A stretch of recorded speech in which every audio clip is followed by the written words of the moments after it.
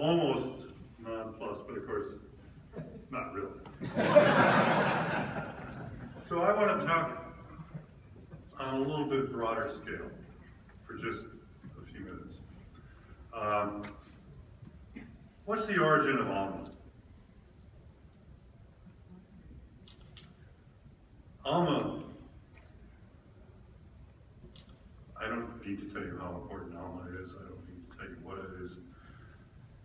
But where did Alma arise? And I can make the case that Alma arose among the collaboration between me, Tom, and Dick.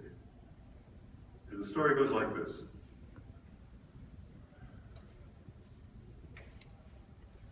Back in the 80s, we had the Hat Creek millimeter wave array, 3 telescopes at Hat Creek. Caltech had their millimeter wave array, 3 telescopes in Owens Valley. And the NSF was funding us both. And the people who reviewed these committees were saying, we shouldn't have 2 observatories. After all, there's not enough money to fund 2, we should only have 1. But the fact is, we had these 2 viable millimeter wave groups. They were the best in the world.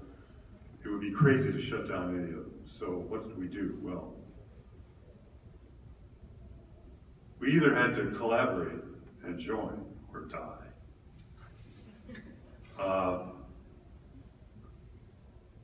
The seed for the collaboration, I claim, happened because of the original association between Dick and myself, having to do with Zeeman splitting of the 21 centimeter line and the OH line and stuff like that. Because Dick was at Illinois, I was at Berkeley, and Jack Welch and I were trying to figure out how to keep Berkeley's radio astronomy going.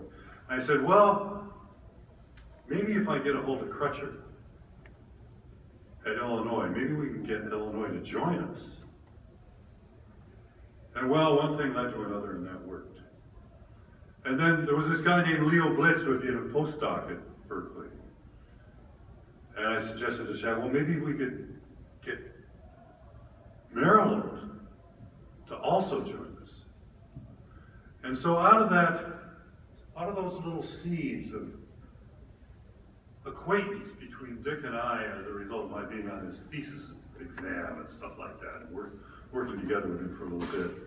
And the fact that Tom had gone to Kentucky and was working with Dick Crutcher very closely, and Tom was my graduate student, we had this little group of people who knew each other. And that was one of the things that facilitated Illinois' participation in BIMA. And then Leo Blitz at Maryland, that made BIMA. And that made BIMA a little bit more powerful than Caltech. And the NSF knew, well, we can't shut down anything that Caltech's associated with because they're famous. And so the NSF kind of forced this arrangement.